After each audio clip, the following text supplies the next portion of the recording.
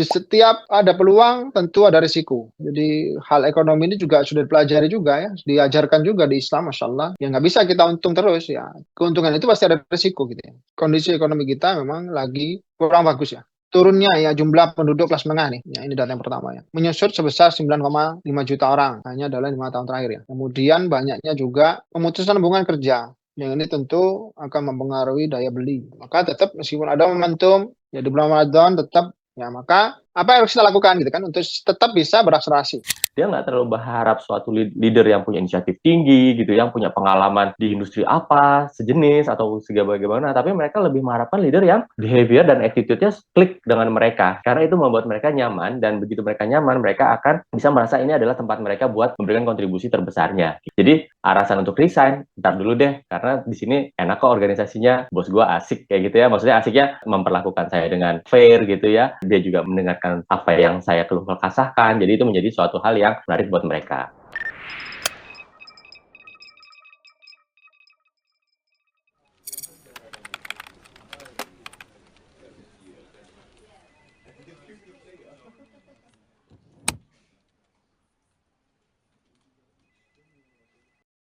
Jazakumullah khairan Pak Ido, Pak Veno. Jazakumullah khairan Bapak Ibu sekalian atas kehadirannya serta waktu yang telah Bapak dan Ibu luangkan untuk bisa mengikuti diskusi kali ini. Baik, 6 berjudul kenapa? Wah, ini canggih-canggih banget ya. Saya ada konsulting judulnya ya. Berjudul Finance and Human Capital Analysis and Strategic Thinking. Wah, Insya Allah. Barakallahu fikum. Untuk akselerasi perusahaan pasca Ramadan. Apa sih itu sebenarnya ya? Apa itu Pak Veno?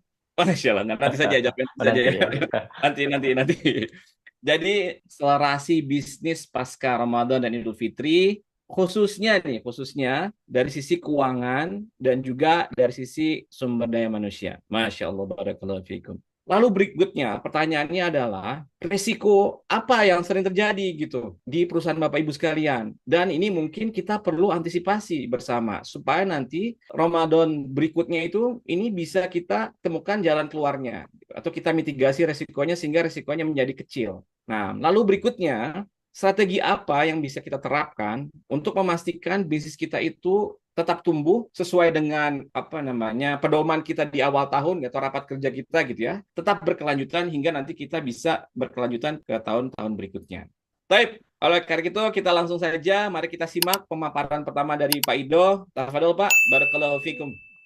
Jazakallahu khairan atas kesempatannya. Jazakallahu khairan juga kehadirannya Pak Vino menemani kita sore ini dan teman-teman semua Bapak Ibu sekalian yang hadir. Alhamdulillah kita langsung aja karena waktunya mepet ya. Oke, baik, bismillahirrahmanirrahim. Sebenarnya saya akan menyampaikan ya bagi Bapak Ibu yang belum mengenal Zada Consulting atau biasa kita singkat Ziko ya, bermudah dalam penyebutan. Jadi kita mempunyai misi secara sederhananya ya, membantu para pengusaha muslim dan tim yang untuk menguasai pasar. Atau bisa lebih sederhanakan lagi adalah dalam rangka menjadi perusahaan multinasional. Sangat perlu ya para pengusaha muslim khususnya di Indonesia menuju perusahaan internasional. Karena sebagaimana kita tahu ya saat ini dunia ya bahkan di Indonesia sendiri ya para pengusaha muslim belum ya menguasai pasar, padahal ada asar dari Umar bin Khattab radhiyallahu anhu atau perkataan dari kabar Rasulullah SAW Umar bin Khattab radhiyallahu anhu, pentingnya ya kita sebagai pengusaha muslim menguasai pasar agar tidak banyak terjadi pelanggaran syariat di pasar. Ya, sebagaimana kalau zaman dulu yang menguasai non muslim ya para dagang Yahudi ya, sehingga di situ banyak riba, horor, ya, judi, ya, dan seterusnya. Dan kemudian ini juga perihal tentang kehormatan kita sebagai muslim. Harusnya muslim lah yang berperan aktif, berperan banyak dari kegiatan ekonomi. Di dalam Islam pun mengatur hal-hal tentang muamalah amaliyah ya, yang berkah, yang tidak saling menzalimi. Secara Consulting ingin mengambil peran yang mempunyai potensi sebagai expert di bidangnya masing-masing untuk bisa membantu para pengusaha muslim menjadi perusahaan multinasional. Jadi ini misi kami bagi Bapak Ibu yang belum pernah mengenal Jada Consulting ya. Dan sebelumnya juga yang belum pernah mengenal saya tadi sedikit disampaikan oleh Pak Dias. Sehari-hari saya mengkolaborasi orang-orang yang luar biasa lah ya, yang mempunyai keahlian, expertise ya, di bidangnya masing-masing di Zara Consulting. Dan Alhamdulillah Allah memberikan pengalaman kepada saya 10.000 jam lebih dalam hal mentoring, training, dan consulting. Alhamdulillah juga Allah memberikan saya pengalaman 21 tahun lebih menjadi pengusaha ya atau business owner. Kemudian dalam 7 tahun ini pengalaman saya salah satunya adalah menjadi konsultan manajemen. Ini framework kita di area consulting, sehingga kita sebagai muslim memang tentunya menghindari menjadi seorang yang sekuler ya. Pada saat membicarakan tentang urusan dunia, terus tidak mengaitkan dengan urusan agama. Ya, padahal itu ialah dinamakan sekuler. Maka di Jara Consulting juga mempunyai formula atau framework yang menjadikan dasar kita di menangani klien ya. Untuk menangani klien itu psikotransformasi formula, yaitu yang fondasinya adalah dengan ketakwaan. Karena kita semua harusnya meyakini memang bahwa sebab syar'i yang diciptakan Allah Ta'ala selain sebab ilmiah atau sunatullah yang ada di dunia, ya bagi seorang muslim adalah dengan terus menjaga ketakwaannya. Maka kita berharap banyak kemudahan ya. Yang tentunya setiap kita mendapatkan solusi dari permasalahan bisnis kita, ya, atau pertumbuhan atau apapun ya, kenikmatan dari Allah Ta'ala itu adalah sebenarnya kemudahan ya, semua kemudahan dari Allah Ta'ala. Juga meyakini adanya sebab yang diciptakan Allah Ta'ala untuk sebuah akibat. Allah Ta'ala juga yang hanya bisa membalik akibatnya. Ya, sebagaimana peristiwa Nabi Ibrahim alaihissalam, ya, bahwa sunatullahnya api itu panas. Ya, akibatnya tentu pada saat orang dimasukkan dalam api itu terbakar. Tapi Allah menciptakan akibat yang lain, menjadi dingin dan menyelamatkan. Jika kita melakukan sebab, bisa jadi Allah tidak menciptakan akibatnya, begitu pula akibatnya bisa terbalik, dan begitu pula ada akibat yang tidak harus tanpa sebab. Tidak harus dengan adanya sebab. Itu semua hak prerogatif Allah. Tapi kita sebagai makhluk tentunya berpikir secara normal ya. Akal sehat kita harus mengikhtiarkan sebab untuk bisa mendapatkan akibat. Sehingga kita jika ingin perusahaannya bertumbuh dan berkembang, maka ikhtiar yang kita lakukan sebagaimana Zico Transform Formula, ada people and team development, kemudian ada strategic and management development, yang itu akhirnya menghasilkan mitigasi risiko dan penyelesaian masalah. Karena risiko itu juga perlu dimitigasi untuk mengurangi terjadinya masalah. Dan ini yang pertama dari data ya, maka hari ini kita membahas tentang finance and human capital strategy thinking ya, salah satunya ya. Jadi untuk akselerasi Ramadan, secara data ya, artikelnya mengatakan bahwa itu akan mengalami kenaikan omset. Meskipun datanya 2004, ya, tapi ini berulang biasanya ya. Itu indeks ekspektasi konsumen ya. Di Februari 2004 itu juga mengalami kenaikan. Hasil survei, maka yang pertama dialokasikan untuk pakaian. Jadi pendapatan seperti THR, diterima rakyat ya, masyarakat saat ini, itu yang pertama dialokasikan untuk pakaian. Yang kedua peralatan ibadah besar 60%, kemudian aksesoris, kemudian sandal sepatu, make up, dekorasi rumah, dompet, furniture, gadget, peralatan elektronik, dan kendaraan. Ini bisnis-bisnis yang cenderung naik di momen Ramadan.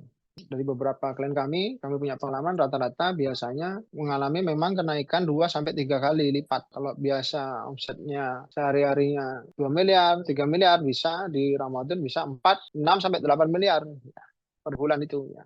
Di bulan Ramadan itu ya, mendekati Idul Fitri. Nah, begitu pula di kuliner ya. Kita punya klien di fashion kuliner itu rata-rata memang naik 2-3 kali lipat. Sebagaimana data juga ada di sini ya. Oke, tapi yang perlu diingat, di setiap ada peluang tentu ada risiko. Ya, di setiap ada risiko tentu ada peluang ya. Bagaimana juga ini sebagai sunatullah ya, sebagaimana juga sudah disampaikan Rasulullah SAW 1400 tahun yang lalu ya. Jadi hal ekonomi ini juga sudah dipelajari juga ya, diajarkan juga di Islam, Masya Allah. Islam ini sempurna dan paripurna. Bahwa Rasulullah SAW juga bersabda, ya, menyampaikan apa? Dilarang menginginkan keuntungan bagi orang-orang yang tidak menginginkan kerugian. Ya, ini meskipun ini tentang bekerja sama ya. Maka ya nggak bisa kita untung terus ya. Itu juga di keuntungan itu pasti ada risiko gitu ya. Ini juga bahasa Rasulullah SAW menyampaikan seperti itu ya. Maka di setiap ada peluang ada risiko. Ya, ini ada beberapa risiko memang.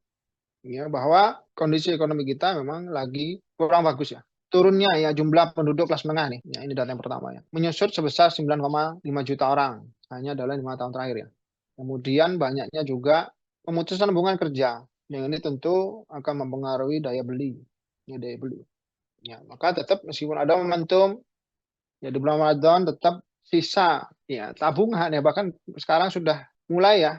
Dari data Bank Indonesia, ya tidak tampilkan di sini, maka saat ini masyarakat sudah mulai menggunakan tabungannya. Ya, jadi nilai tabungan di perbankan itu mulai menurun ya dari data Bank Indonesia. Menurun ya, trennya menurun. Sebesar kalau nggak salah 5,8%. Berarti ini konsumsi yang dilakukan sudah menggunakan, ya maka apa yang harus kita lakukan gitu kan untuk tetap bisa berakselerasi. Tentunya pertama optimis dulu ya, kita sebagai muslim tentu setiap ada risiko ada peluang, setiap ada peluang ada risiko, dan setiap ada kesusahan tentu ada kemudahan ya, insya Allah. Maka yang dilakukan tentunya tadi ya finance analysis and strategic thinking ya. Maka kita harus menganalisa keadaan kondisi perusahaan saat ini. Nah, jika tidak diketahui, ya ini tentunya semakin tidak tahu, semakin membahayakan. Kalau analoginya dengan kesehatan, ya, kesehatan badan, yaitu kalau kita nggak ketahui, nggak general check up lah ya, di badan kita, ingin melakukan sesuatu hal yang kegiatan berat misalkan, ya itu juga membahayakan. Misalkan tiba-tiba lari maraton gitu ya, padahal jantungnya kurang sehat, atau tiba-tiba terlalu banyak makan, ya, padahal kolesterolnya lagi tidak bagus. Ya, nah, sama dengan bisnis ya, harusnya pada saat berkala, bahkan secara berkala kita harus menganalisa kondisi keuangan kita, sehingga harus ada hal-hal yang menjadi pertimbangan ya untuk nanti bagaimana caranya berakselerasi. Bisa menjadi maksudnya ya, bisa menjadi pertimbangan untuk kita tetap berakselerasi atau tetap bertumbuh. Ya bertumbuh dan berakselerasi ya. Kalau cuma tumbuh tapi nggak ada akselerasinya, ya beda dengan bertumbuh dan berakselerasi gitu ya. Secara berkala ya, kalau di Jada Kasar sendiri mempelajari keuangan itu setiap pekan, setiap bulan, dan kuartal. Ya, sehingga kita harus mempunyai keputusan-keputusan jangka pendek, ya pekanan, bulanan, per kuartal gitu ya. Itu kalau di Jada Kasar. Jadi kami memang melakukan yang sama ya, karena ini juga bisnis, ini perusahaan. Ya, sama dengan Bapak Ibu lakukan ya. Kalau Bapak Ibu mungkin bisnisnya menjual produk, kami menjual jasa. Sehingga rasio keuangan ini juga ada. Yang pertama rasio profitabilitas. Ini tentang tingkat keuntungan dari perusahaan kita. Yang pertama yang perlu diperhatikan, apakah profit yang kita dapatkan itu sudah sesuai dengan nilai industrinya. Berarti apa yang harus dilakukan? Berarti harus membandingkan dengan industri yang sama. Biasanya kalau kami yang menggunakan perusahaan-perusahaan terbuka. Kalau bisnis kita fashion, retail store ya, misalkan ada contohnya Matahari Department Store ya dengan kode saham LPPF ya. Kemudian ada Ramayana Department Store dengan kode saham RALS. Kalau kita kuliner, warung lah ya.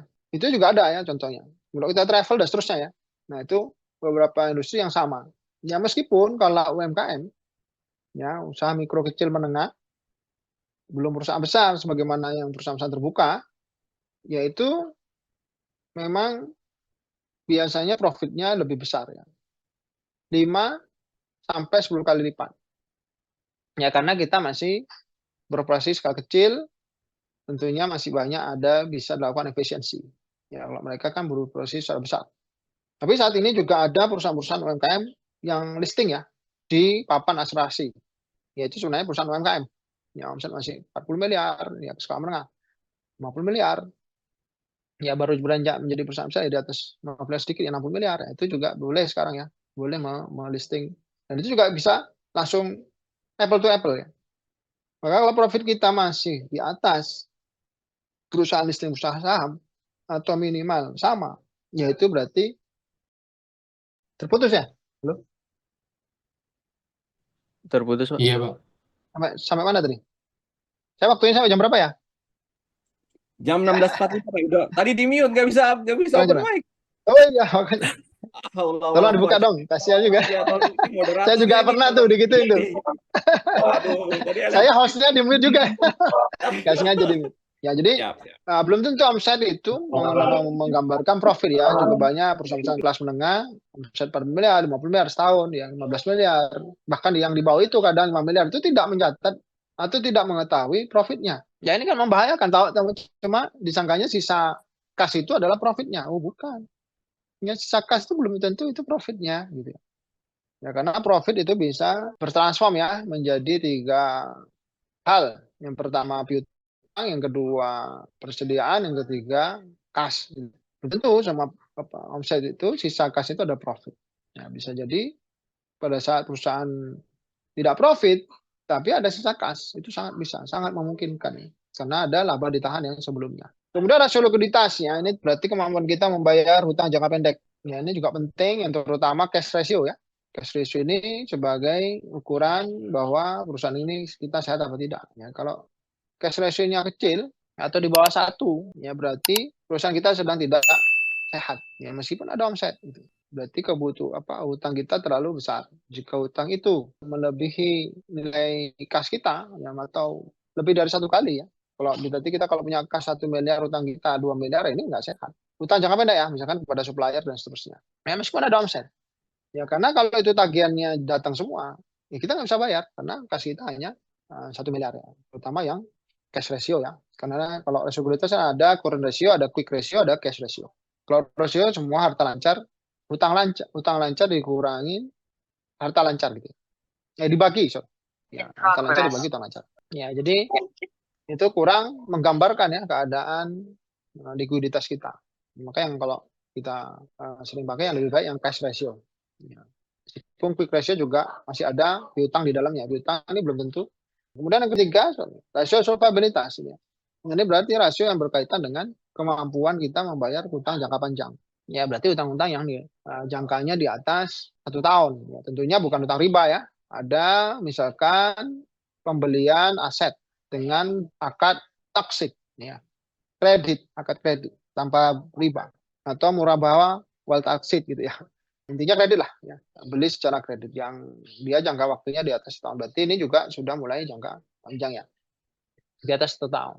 Jangka menengah lah, ya, termasuk jangka menengah, jangka menengah dan jangka panjang. Ini juga perlu diperhatikan ya. Jadi aset-aset kayak pabrik, kendaraan operasional, ya bisa saja dibeli dengan didanai oleh atau pembelian secara kredit. Ya, kemudian yang selanjutnya analisis kita pada rasio aktivitas.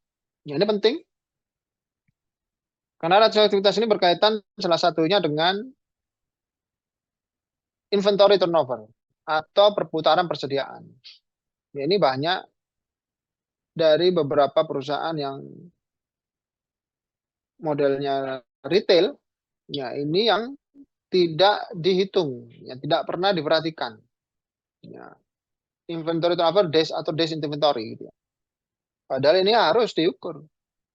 Pada saat inventory turnover kita atau days inventory kita kecil, ya ini berarti ada suatu hal yang tidak tepat dalam pengelolaan persediaan atau dalam perencanaan penjualan, ya, atau dari strategi penjualan. Ya, karena ada perputaran yang kecil. Ya, ini juga akan mengganggu ya keuangan perusahaan. Ya, sangat mengganggu. Ya, begitu pula dengan day sales outstanding atau day payable outstanding. Nah, karena kalau kita retail yang bermain juga distribusi, ya penjualan tempo kepada retailer lainnya atau reseller dan seterusnya ya. Ya ini juga perlu diperhatikan day sales outstanding-nya sama day payable outstanding-nya. Atau apa namanya? Yang mudahnya ya, perputaran hutang kita. Ya piutang kita, sorry. Perputaran piutang kita gitu. Ya karena selalu saya sampaikan kalau cuma jual tempo apa aja laku itu. Ya, apa aja laku. Mau berapapun jumlah omsetnya mah gampang. Ya asal punya duit aja mau nyediain aja. Jadi terlalu gampang ya. Jual tempo ini jangan dijadikan strategi utama dalam menghasilkan omset. Ya untuk bisnis kita yang menjual produk. Ya karena apalagi produk kita dibutuhkan untuk Ramadan. Misalkan fast moving consumer good. Atau misalkan saus sambal ya. Ya kalau hari ini saya perusahaan supermarket atau distribusi lah.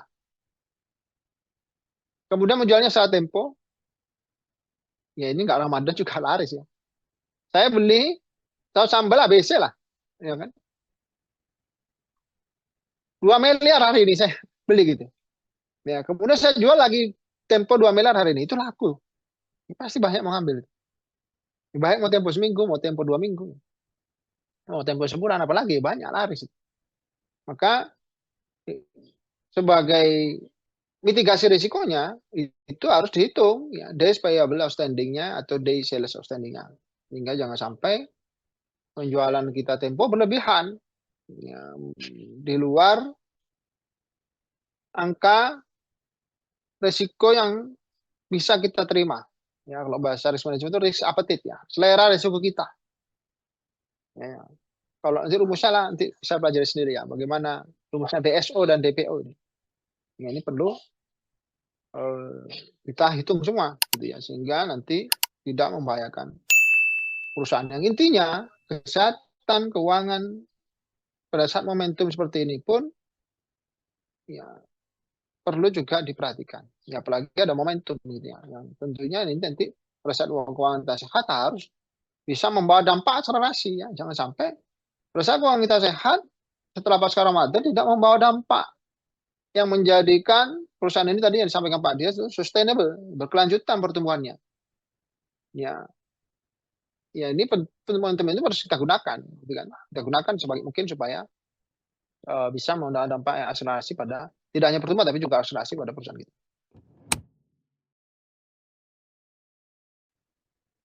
Dan penyebab keuangan tidak sehat itu ada 4 ya, yang paling banyak itu yang kita pernah ketahui. Yang pertama, tidak tepat dalam mengalokasi atau investasi laba ditahan. Ya, kalaupun labanya diketahui gitu ya, sudah dihitung punya laporan keuangan. Ya, baik itu bantuan software atau dengan hitungan manual. Juga kesalahan biasanya muncul keuangan itu di HPP ya, kesalahan dalam menghitung harga pokok penjualan. Ya, HPP ini beda dengan harga pokok produksi, beda dengan biaya produksi. Ya, kalau manufacturing itu lebih ada tahapan lagi gitu kan. Kalau perusahaan dagang ya lebih gampang ya, harga pokok pembelian, penjualan itu beda juga ya. Itu tidak tepat dalam mengalokasikannya. Kalau mau lebih dalamnya adalah terlalu banyak kepentingan pribadi. Ya, ini sering banget. Mengalokasikannya untuk malah bukan investasi dalam perusahaan, tapi diambil secara pribadi. Ya, ini banyak ya kejadiannya. Kemudian utangnya menumpuk. Kalau memang adalah banyak, harusnya utang ini tidak menumpuk. Tapi ini efek dari apa? Efek dari tadi inventory turnover rendah. Ya, berarti tidak tepat dalam strategi penjualan, tidak tepat dalam pembelian karena nggak sesuai dengan strategi penjualan dan seterusnya. Ini banyak dampaknya. Jika utangnya menumpuk, nah utangnya sudah nggak sehat. Dan ketiga, rasio likuiditas nggak sehat. Ya. Availabilitas juga nggak sehat. Nah. Yang ketiga ada pencapaian penjualan yang kurang dari target atau di bawah BEP. Ya, bisa jadi pada saat kita Ramadan punya operasional ya ada pelanggaran risiko ya. Punya operasional meningkat misalkan. Ya, yang biasanya karyawan packingnya hanya 25 karena ini Ramadan kita tambahkan freelance ya untuk packing ya sebanyak 25 juga lah. Ini tentunya BEP-nya lain ya karena ada biaya tambahan. Dan sekali lagi sisa kas itu bukan apa namanya profit gitu. Belum tentu ada sisa kas adalah itu profit gitu. Maka ini juga penting pencapaian penjualan yang kurang dari target ini juga adalah biasanya atau di bawah BEP adalah akan menyebabkan keuangan perusahaan kita tidak sehat. Yang keempat, kegiatan operasional yang tidak efisien. Ya, yang tidak efisien. Jadi penggunaan sumber daya manusianya ya atau penggunaan alat-alatnya ya atau metode kerjanya dan seterusnya ini tidak efisien. Ya.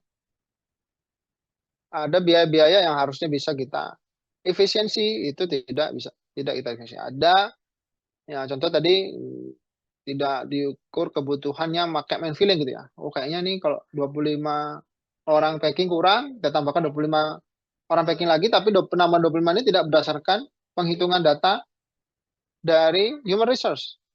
Nah ini Pak Veno nanti jago hitungnya nih ya, Pak Veno ya.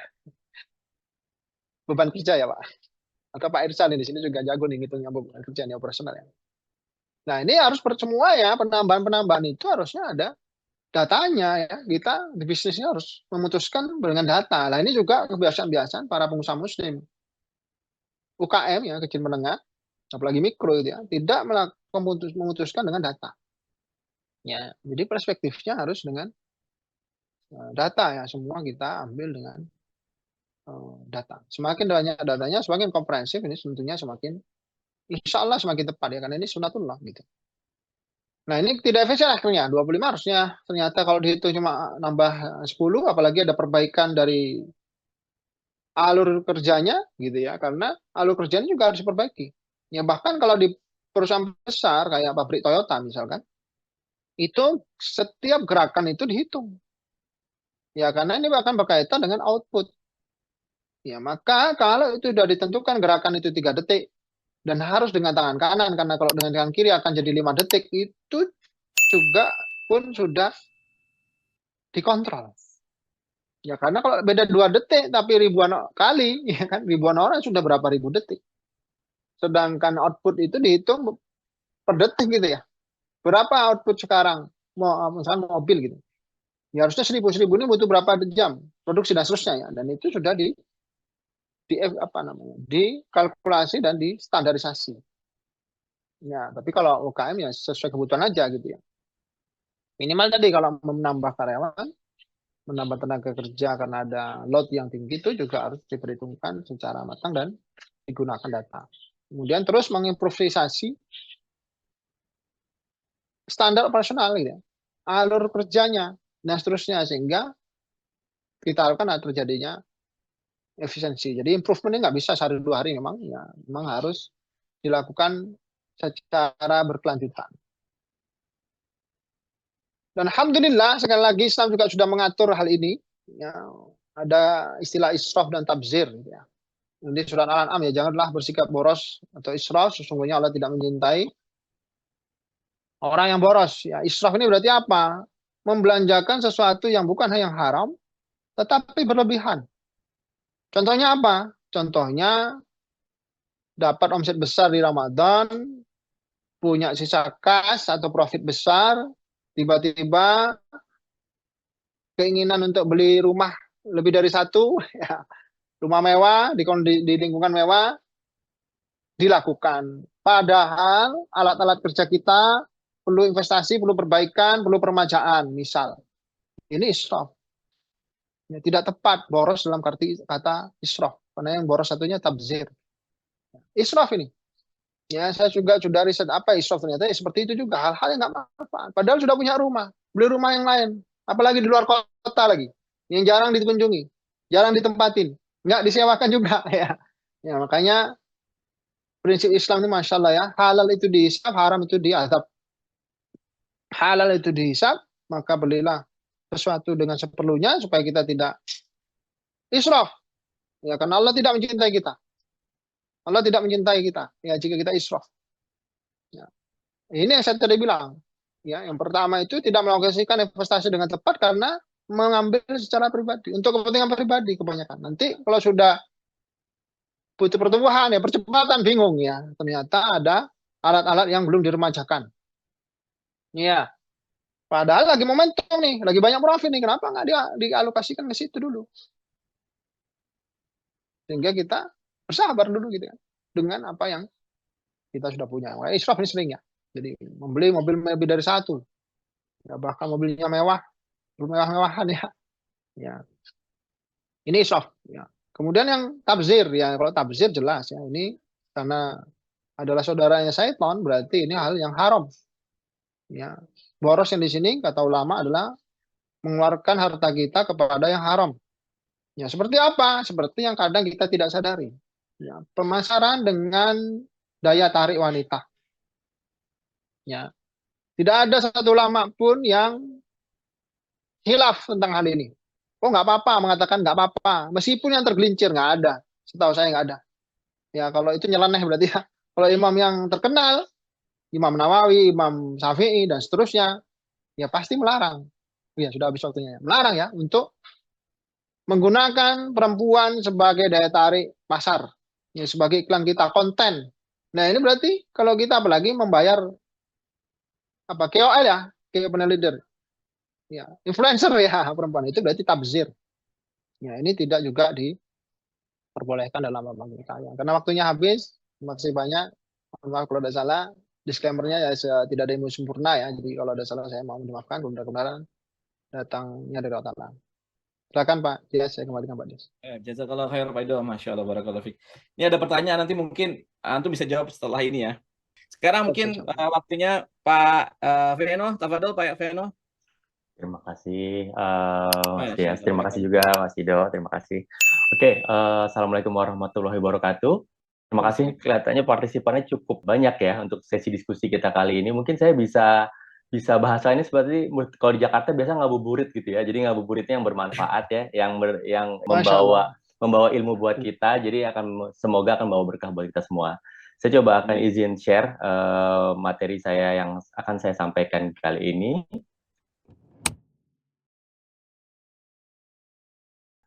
Oke, menyambung dengan penjelasan dari Mas Ido tadi sebelumnya terkait dengan keuangan ya, bagaimana kita para pengusaha, business owner ini menghadapi Ramadan dan tentunya pasca Ramadannya ini yang coba akan kita antisipasi. Mungkin di sini saya juga mengambil topik bahasan yaitu bagaimana kita bisa mengakselerasi bisnis pasca Ramadan dari perspektif bagaimana peran pentingnya seorang leader, pemimpin dan bagaimana juga HR manajemen bisa mensupport organisasi supaya bisa mengakselerasi bisnisnya.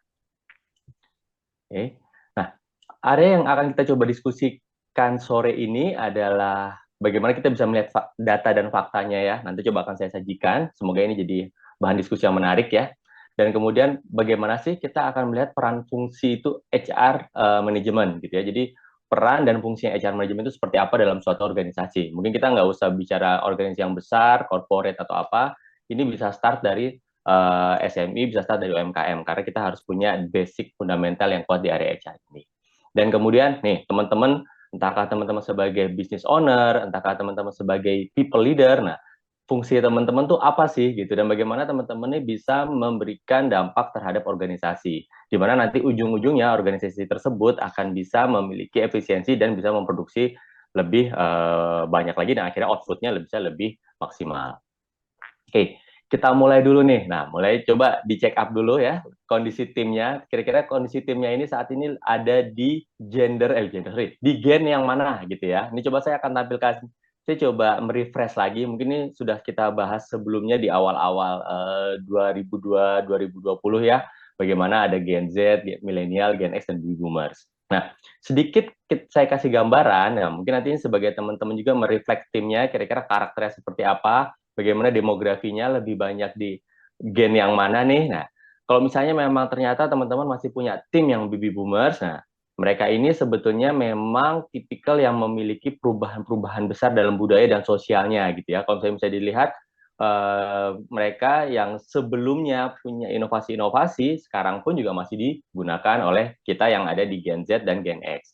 Hal juga sama juga dengan Gen X. Nah, bedanya Gen X ini dikenal mandiri yang tangguh gitu ya karena mereka sudah mengalami kecemasan dan krisis ekonomi tahun 90-an. Mungkin bagi teman-teman yang Gen X berasa nih di 98 kita ada krisis ekonomi ya cukup berasa harus mengencangkan ikat pinggang saat itu kita nggak bisa terlalu banyak berkreasi ya mau belanja ini punya apa ini segala macam dulu deh lagi ada krisis ekonomi. Nah itu yang Gen X bisa membenahi itu, bisa melewati itu, mereka juga memiliki pribadi yang mandiri dan tangguh. Nah, yang selanjutnya adalah Gen Y nih, milenial. Nah, milenial ini dilihat lebih bagaimana tuh mereka memahami teknologi dan beradaptasi dengan area digital. Nah, kadang-kadang teman-teman yang punya tim di Gen Y atau milenial, mereka pasti udah mulai melihat, Pak, kenapa nggak diginin aja sih sistemnya gitu. Pak, kita bisa beriklan melalui ini aja, Pak, lebih banyak. Nah, karena mereka sudah lebih melek tuh terhadap digital. Sementara kitanya mungkin masih Gen X ya, bener nggak sih kayak begitu bisa berhasil gitu karena apa karena kita punya persepsi bahwa nggak semua itu bisa berhasil toh dulu kita juga pernah ngalamin hal itu mungkin ya ada krisis kita nggak bisa bergerak banyak gitu sementara sekarang ada digital segala macam ini benar-benar bisa impact nggak sih ke bisnis gitu. Nah, itu mungkin mereka punya karakter seperti itu Gen Y. Dan yang Gen Z terakhir, nah begitu mereka sudah merasakan ada teknologi canggih ya, internet juga pesat, mereka dapat informasi itu sangat gampang, mereka butuh informasi udah deh mereka browsing aja. Ketimbang nanya ke seniornya, mereka lebih baik browsing aja. Nanya juga belum tentu dijawab, nanya juga belum tentu sesuai dengan apa yang dia mau, udah langsung browsing aja. Jadi mereka tuh kelihatannya bisa lebih cerdas karena mereka lebih banyak bisa mengakses hal-hal yang mereka ingin pahami. Itu ya sedikit gambaran ya terkait dengan gen.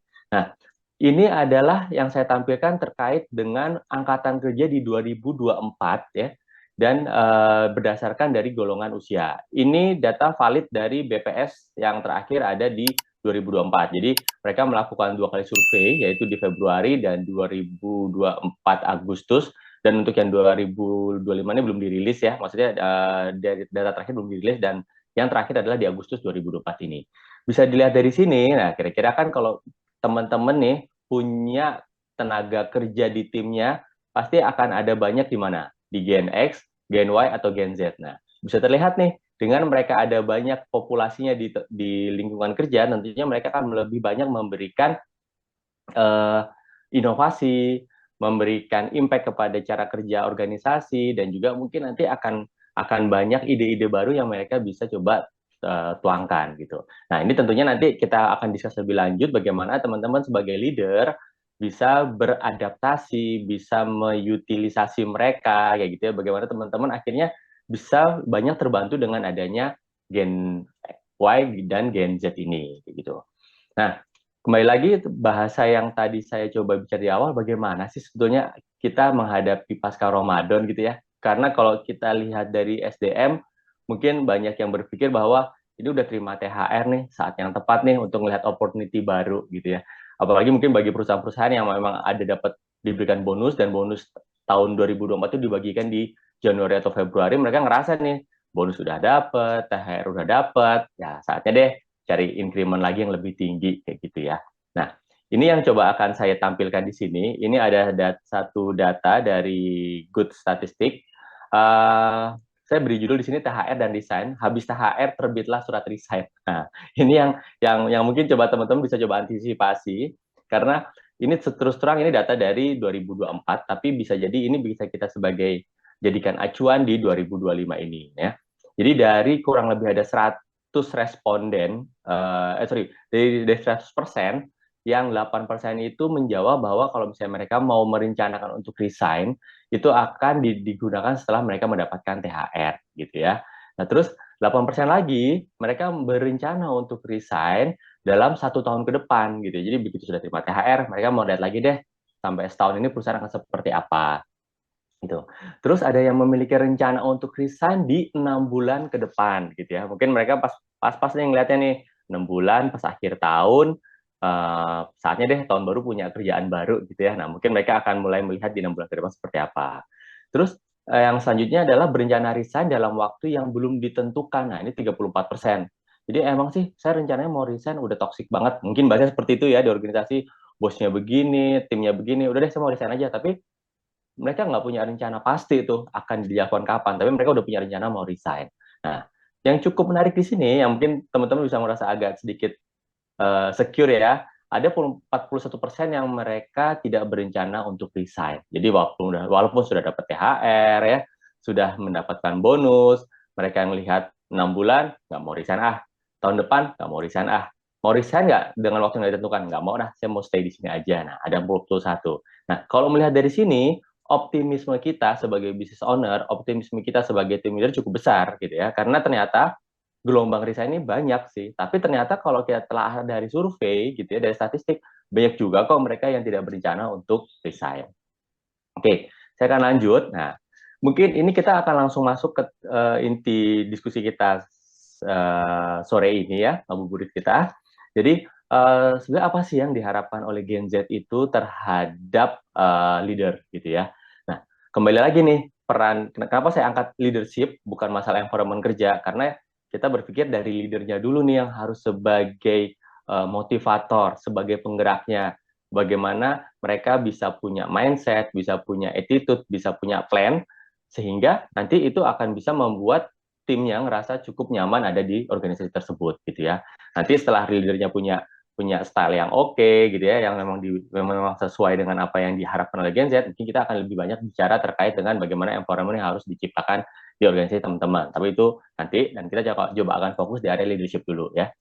Jadi dari Gen Z itu sendiri melihat bahwa mereka tuh ingin mendapatkan perlakuan yang fair dari seorang leader. Itu ada 87% gitu ya.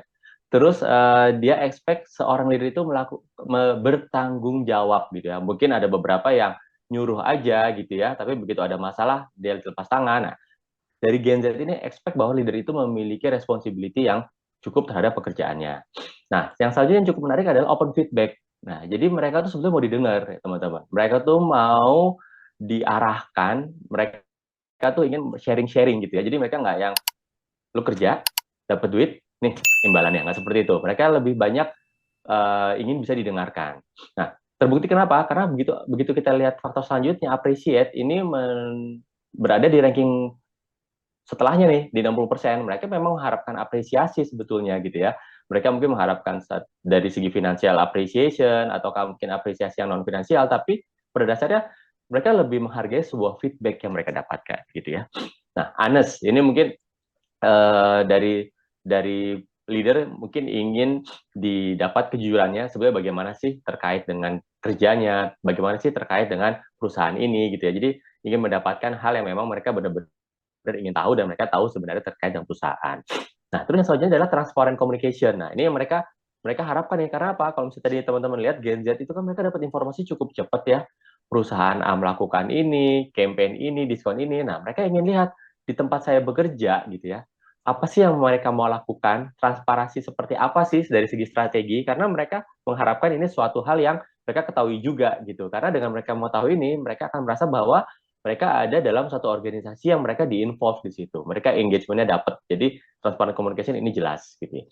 Terus kemudian experience leader. Nah, justru sebenarnya experience leader justru menepati ranking yang di bawah lagi dan juga inisiatif. Nah, berarti dia nggak terlalu berharap suatu leader yang punya inisiatif tinggi gitu, yang punya pengalaman di industri apa, sejenis atau bagaimana, tapi mereka lebih mengharapkan leader yang dari segi behavior dan attitude-nya klik dengan mereka gitu.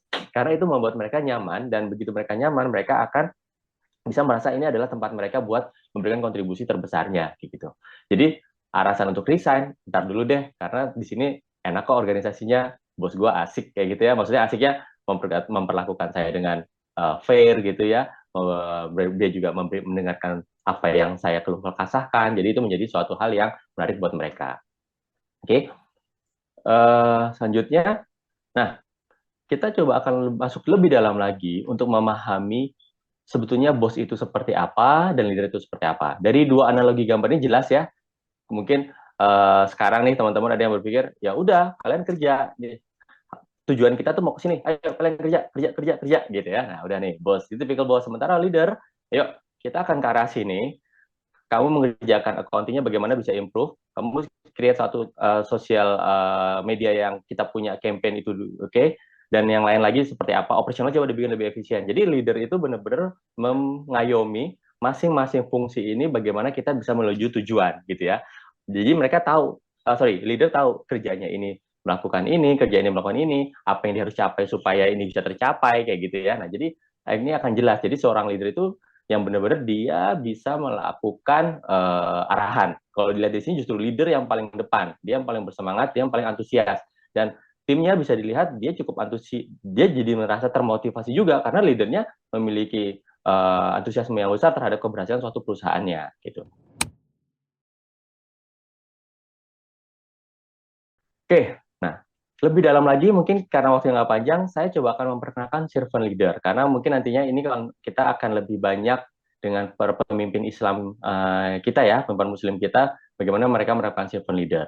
Nah, kalau dari bahasanya servant leadership ini apa sih Pak gitu? Servant kan melayani ya, masa iya sih kita leader melayani kayak gitu ya. Nah, tapi ternyata memang ini yang saat ini berlaku di mana kita dunia Islam sudah memperlakukan ini jauh-jauh ratusan tahun dari sekarang ini. Di mana servant leader itu adalah bentuk suatu leadership yang mereka memberikan prioritas terhadap growth dan well-being dari timnya, gitu ya. Jadi mereka memperhatikan nih masing-masing individu di dalamnya ada growth-nya nggak gitu. Mereka nggak cuma kerja dapat gaji aja, tapi mereka juga harus growth gitu. Karena dengan mereka memiliki growth yang bagus dalam organisasi tersebut, dia sudah merasa achievement-nya sudah satu udah dapat nih. Kenapa? Seorang leader itu adalah bagaimana dia bisa menciptakan leader lagi gitu. Dan bagaimana dia bisa menciptakan leader kalau karyawan yang di dalamnya itu nggak ada growth-nya gitu. Cuma terima instruksi aja, jalanin, selesai. Nah, tapi dia harus growth. Dia harus bisa punya leadership kompetensi juga sedikit-sedikit sehingga one day mereka bisa memimpin suatu timnya dengan lebih proper, lebih benar gitu ya. Dan mengutamakan well-being. Nah, kan well-being ya bukannya work life balance yang work hard play hard nggak kayak gitu ya, well-being. Jadi well-being itu apa sih? Bagaimana psikologis kita saat ada di kantor itu ngerasa nyaman gitu ya. Nyaman apa? Nyaman untuk melakukan pekerjaan, nyaman untuk mengutarakan pendapat, nyaman untuk apa? Nyaman untuk melakukan kesalahan. Bukan berarti merasa bahwa salah pun nggak apa, tapi dengan dia nggak terlalu takut melakukan kesalahan, dia berani untuk bereksplorasi, dia berani untuk melakukan inovasi-inovasi, rather than kalau dia udah takut salah, lebih baik dia jalanin apa yang sekarang sudah ditentukan aja deh, nggak usah melakukan hal-hal lagi yang lain, karena percuma nanti saya berinovasi ini salah disalah-salahin kayak gitu kan. Nah, ini bentuk servant leadership yang mereka lebih memprioritaskan growth dari individu dan juga well-being of others. Penting banget, penting karena teman-teman harus menciptakan ini dalam suatu organisasi ya, karena apa? Tadi itu begitu sudah terima bonus nih karyawan pasti akan berpikir ada tempat-tempatnya lebih menarik deh, tempat lain lebih menjanjikan. Nah, dengan dia memiliki leader yang memiliki servant leadership, dia akan merasakan bahwa ini adalah satu tempat supaya mereka bisa tetap melakukan kontribusi yang tepat buat kemajuan perusahaan dan dirinya juga, karena dirinya mengalami growth di situ. Oke, selanjutnya adalah, nah, bagaimana sih step-step teman-teman bisa sebagai servant leader gitu ya? Bagaimana teman-teman bisa memulai gitu? Nggak ada yang nggak kita bisa mulai, nggak ada yang terlambat, karena semuanya ini bisa berawal dari teman-teman. Karena semuanya adalah mindset. Kalau teman-teman berpikir mindset seorang leader dan bukan seorang bos, maka teman-teman pasti akan berpikir bahwa bagaimana timnya ini bisa tumbuh, bagaimana teman-teman bisa membawa timnya ini menuju tujuan yang teman-teman sudah tetapkan, goals-nya. Oke, pertama yang harus dilakukan oleh seorang servant leader ini apa? Identifikasi dulu nih pencapaian dari goals dari suatu perusahaan. Jadi diidentifikasi dulu pencapaian kita akan kemana, dan saat itu didelegasikan kepada masing-masing tim, masing-masing karyawan kita harus tahu juga mereka harus mencapai apa. Si A karena memang dia jago di marketing, dia sekarang in charge di sosial media, dia harus mencapai apa. Si B karena dia jago di operasional, bagaimana dia bisa harus mereduce segala macam waste, bagaimana dia harus buat efisiensi dalam operasionalnya. Nah, misalnya yang si C, nah jago keuangan, nah dia harus sudah mulai bisa melihat nih bagaimana pembayaran-pembayaran ke vendor bisa tepat waktu, bagaimana kita punya cadangan kas yang cukup untuk kita melakukan inovasi-inovasi gitu ya, bagaimana kita bisa punya cadangan yang cukup, kita bisa memberikan kesejahteraan lebih kepada karyawan. Nah, ini nih harus dipahami dulu oleh masing-masing leader, bagaimana timnya ini memiliki objektif yang selaras dengan tujuan dari teman-teman punya goals di awal tahun.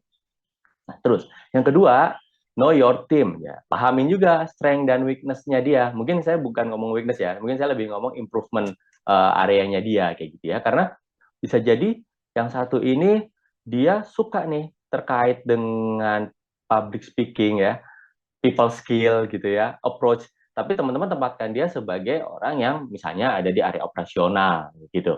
Yang memang mereka exposure-nya lebih banyak bagaimana membuat efisiensi terkait dengan data. Sementara dia sukanya sebetulnya lebih banyak berbicara. Nah, mungkin di situ kita bisa lihat bagaimana kalau dia paham operasional, tapi dia juga paham untuk approach orang gitu ya, dia bisa memahami orang lain. Bagaimana kalau misalnya dia ditempatkan ke role yang mungkin lebih luas lagi kayak gitu ya, misalnya di area lebih kepada yang memang area account manager kah, account eksekutif, claim handler kah mungkin, atau jadi customer service handler. Jadi mereka lebih bisa menjawab pertanyaan-pertanyaan dan komplain-komplain dari klien, dari customer dengan lebih nice, dengan lebih solutif gitu ya. Karena memang dia senang nih ngobrol sama orang. Nah, mungkin seperti itu. Ataukah mungkin ada yang suka banget sama angka, tapi justru dihadapkan pada pekerjaan yang dia harus banyak berhubungan dengan area-area misalnya penagihan, area-area yang terkait dengan klien, vendor. Sementara dia sukanya dengan angka, dia maunya dari belakang meja, jadi akan lebih cepat kerjanya kalau dia dari belakang meja, dia nggak harus visit kemana-mana gitu. Nah, mungkin teman-teman bisa mulai menganalisa lagi tuh, melihatnya seperti apa dari timnya. Nah, terus selanjutnya yang kita bisa coba lakukan adalah kerja kolaborasi. Jadi teman-teman kasih instruksi, teman-teman kasih assignment, tapi buat itu sebagai satu kerja kolaborasi dengan teman-teman. Misalnya, saya harus menyiapkan laporan ini nih. Saya nggak bisa lakukan laporan ini setiap bulan dengan proper kalau saya nggak terima data dari bagian finance. Bagian finance nggak bisa kerja benar kalau dia nggak terima data baik dari sales. Terus bagian finance juga nggak bisa tahu pengeluaran atau waste seperti apa kalau nggak dapat dari operasional. Nah, dengan semuanya ini bisa bersinergi, tentunya kita akan lihat satu kolaborasi tim yang akhirnya teman-teman ngerasa bahwa semua tim di bawahnya teman-teman itu bisa memberikan kontribusi yang besar terhadap satu report ini gitu ya. Jadi kita coba libatkan mereka bahwa mereka juga punya tanggung jawab yang memang data itu benar-benar dibutuhkan supaya kita bisa go further, kita bisa step forward lagi yang lebih jauh gitu ya. Nah, selanjutnya, nah teman-teman sebagai atasan juga harus mulai melihat nih gitu ya. Dia timnya ini harus mendapatkan jenis pelatihan yang seperti apa kayak gitu ya.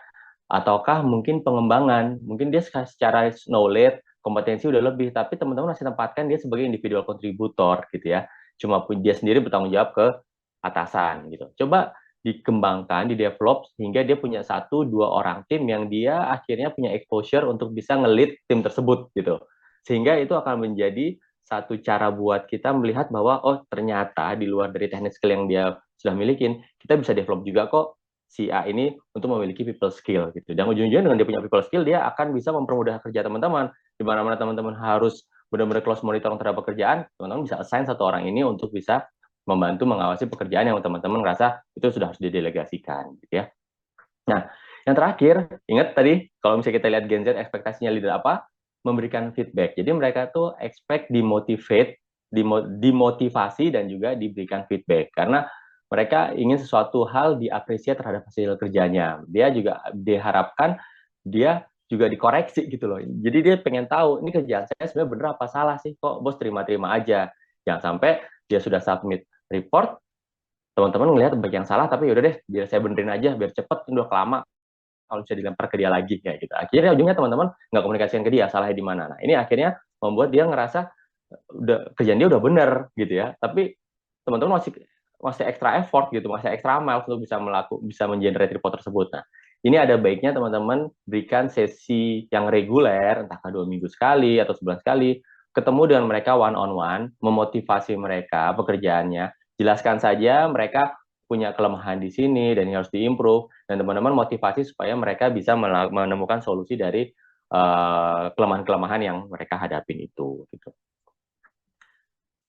Oke, jadi ini startnya dari mana? Startnya tentunya dari teman-teman. Teman-teman sebagai business owner, sebagai team leader, ini start dari teman-teman semuanya.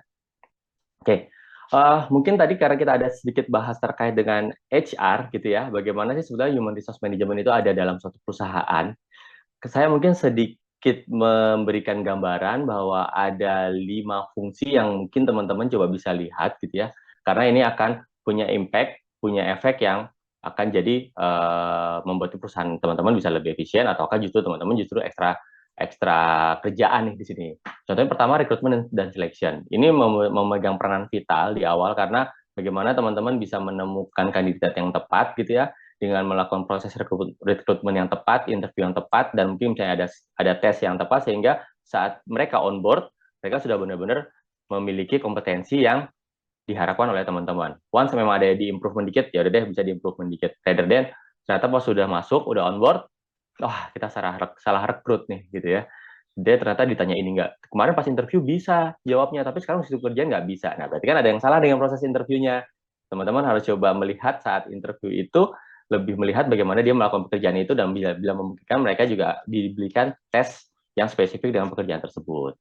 Nah, yang selanjutnya adalah performance management. Nah, begitu karyawan ini bekerja, tentunya mereka mereka mengharapkan ada penilaian gitu ya, karena mereka sudah kerja setahun, mereka udah kerja 6 bulan, kok nggak ada penilaian apa-apa. Setahun demi tahun berlalu begitu aja, tapi dia nggak tahu kerjanya dia bagus atau enggak, kayak gitu. Dan once memang dia di-appreciate oleh bosnya, gue kerja kamu bagus. Nah, terus begitu kerja saya bagus, saya dapat apa, kayak gitu kan. Nah, pentingnya ada performance management, sehingga mereka benar-benar paham apa yang harus mereka capai di tahun ini, dan mereka tahu saat mereka sudah mencapai tersebut, apa yang akan mereka dapatkan, gitu ya. Nah, selanjutnya adalah learning dan development. Nah, ini adalah tadi bagaimana kita bisa memberikan training yang tepat buat karyawan kita, dan kita bisa memberikan development plan gitu ya, yang tepat buat mereka juga. Karena mereka pasti berharap, tadi itu yang pertama yang saya sebutkan di awal, mereka juga ingin personal growth gitu ya. Mereka nggak cuma memberikan kontribusi, tapi mereka cuma begitu aja. Mereka juga ingin growth, karena dengan mereka growth, mereka akan ngerasa bahwa mereka dihargai oleh perusahaan, dan mereka bisa memberikan kontribusi yang lebih, dan mereka akhirnya punya value gitu. Yang selanjutnya adalah succession planning. Nah, tentunya kan teman-teman nggak mau bekerja di satu perusahaan itu terus-terusan kan ya. Maksudnya terus-terusan ada setiap hari 24 jam pantau kerjaan terus. Kan teman-teman suatu saat juga akan ingin lebih santai di weekend, lebih ingin melihat bagaimana timnya bekerja. Nah, teman-teman sudah mulai siapkan succession planning. Siapa saja yang akan bisa dipercaya sesuai dengan kompetensi yang dimiliki dan trust-nya juga untuk menempati posisi teman-teman gitu. Karena ini harus disiapkan, karena kalau teman-teman tetap mengerjakan hal yang sama terus-terusan, ujung-ujungnya organisasi akan di situ aja. Sementara industri semakin berkembang, teman-teman harus bisa berpikir strategik lagi supaya organisasi ini lebih bisa beradaptasi dengan industri gitu ya. Jadi perlunya kita membuat satu succession planning. Dan yang terakhir, nah, perlunya compensation benefit. Compensation benefit ini teman-teman bisa mulai melihat gitu ya. Mungkin bisa ada ikut salary survey atau lihat ke benchmark di beberapa industri, kira-kira gaji yang kita berikan sudah cukup atau enggak. Kalau misalnya sudah cukup, oh kira-kira ada benefit lain nggak sih yang kita bisa berikan? Misalnya ada allowance untuk telepon, kesehatan, ataukah mungkin ada biaya tunjangan biaya pendidikan buat anak atau apa. Ini adalah satu benefit yang mungkin nggak terlalu besar dan itu nggak melekat langsung ke komponen salary-nya, tapi buat karyawan itu mereka merasa bahwa aman di sini gitu ya. Saat nanti anak kita udah mau naik kelas, ada kok support dari perusahaan bangsa berapa persen kayak gitu jadinya. Jadi di situ kita lebih melihat bagaimana kita bisa memberikan human resource management, fungsinya bisa coba dijalankan di organisasi teman-teman. Oke, mungkin itu saja dari saya. Mungkin selanjutnya kita bisa komunikasi diskusi ya, karena saya expect kita bisa lebih banyak sharing-sharing, terutama mungkin tadi yang dijelaskan oleh Mas Dias di awal, bahwa kalau misalnya memang ada kendala atau challenge yang dihadapkan oleh teman-teman di perusahaannya, di organisasinya, feel free untuk kita bisa discuss saat ini.